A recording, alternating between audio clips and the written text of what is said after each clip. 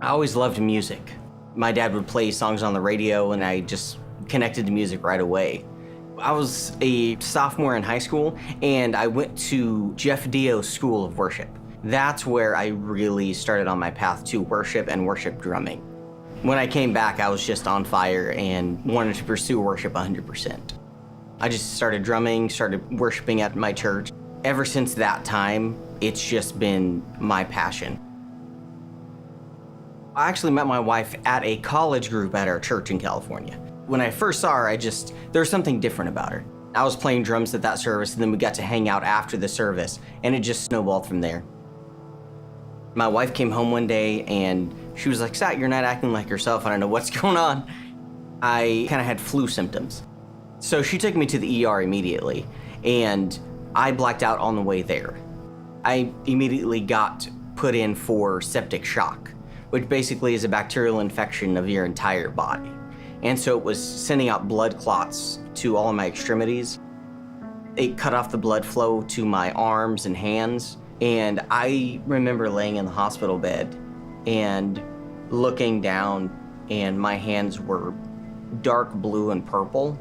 The doctors went in and tried to do the best they could to get rid of the blood clots and save my limbs, but my hands ultimately were affected. Basically, it was necrosis. It was just, my hands were dead.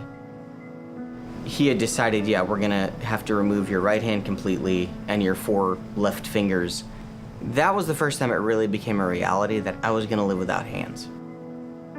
They ended up doing the amputations. The hardest thing for me personally was just transitioning to everyday life. I remember a specific time, it's really simple, but I was getting in my car for the first time to go somewhere with my wife, and I was trying to put my seatbelt on. I couldn't put my seatbelt on.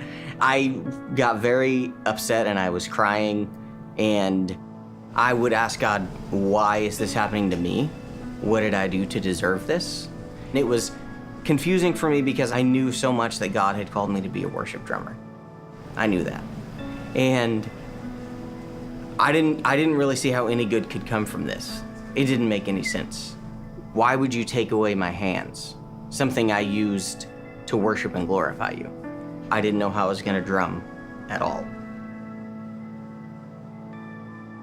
I had to let go of the fear of not knowing what the future looked like. I had to simply just trust God and fix my eyes on Him during my whole struggle.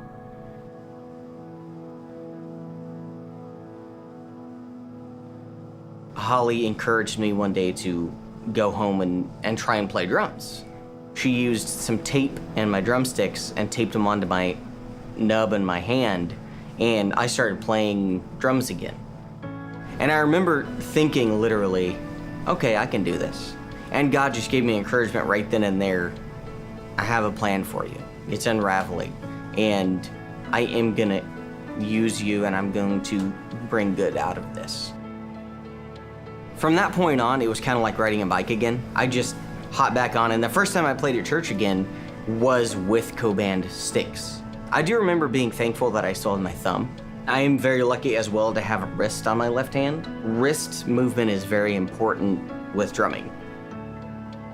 I'm very thankful that I drum the way I do now and that God made a new way for me to drum and actually drum better, which is, it's weird, but it's true.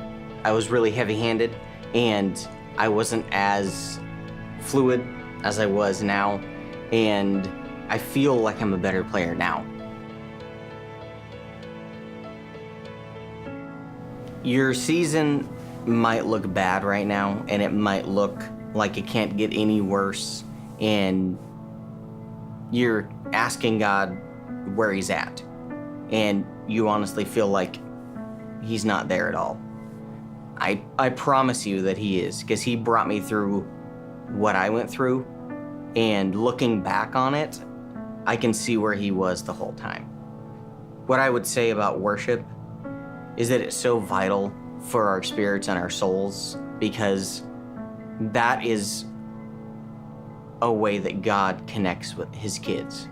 If we surrender and we just let ourselves be vulnerable with Him, He comes in and He'll give us His peace, no matter what's going on around us, what it looks like. because he knows what the plan is ahead. And he's making a way where there doesn't seem to be any way at all.